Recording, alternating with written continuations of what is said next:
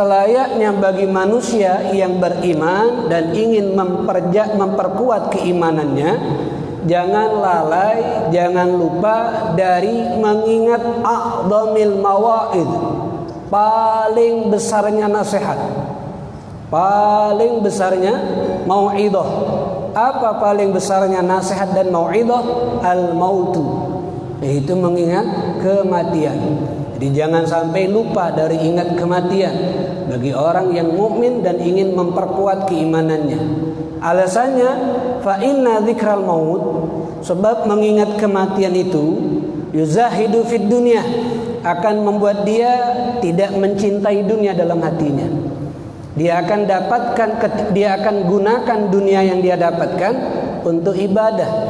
Dia akan gunakan dunia yang dia dapatkan untuk taat, untuk mencari pahala dari Allah Subhanahu wa taala. Wa yumahhisu adz-dzunub, dan akan mengurangi untuk melakukan perbuatan dosa, bahkan menghentikan dirinya untuk jatuh ke dalam perbuatan dosa.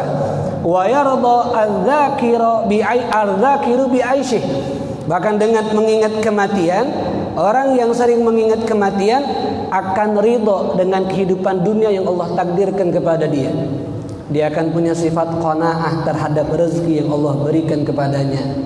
Dia akan terima dengan senang hati. Dia akan terima dengan lapang dada apa yang telah Allah tentukan untuknya. Kenapa? Karena dia selalu mengingat kematian, bahwasanya dunia ini tempat sementara.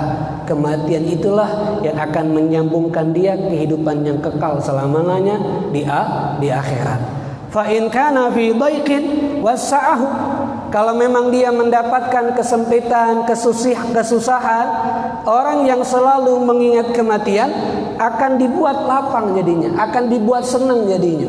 Kenapa? Dia tahu dunia ini sementara. Susah yang saya dapatkan hanya sementara. Sakit yang saya dapatkan hanya sementara. Dia akan lapangkan dadanya, dia akan besarkan hatinya.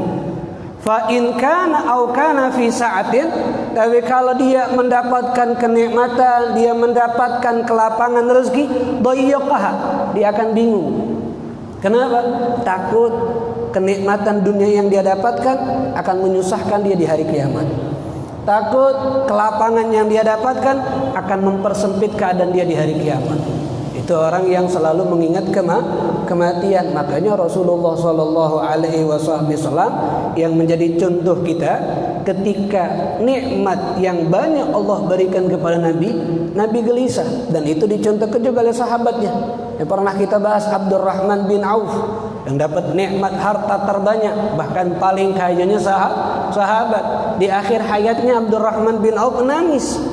Kenapa? Melihat sahabat-sahabat yang lain yang meninggal tidak mewariskan harta, dia hidup tenang. Sedangkan saya banyak harta, takut lambat jalan saya untuk masuk ke dalam surga, takut susah kehidupan saya di hari kiamat. Sebab dia mengingat kematian.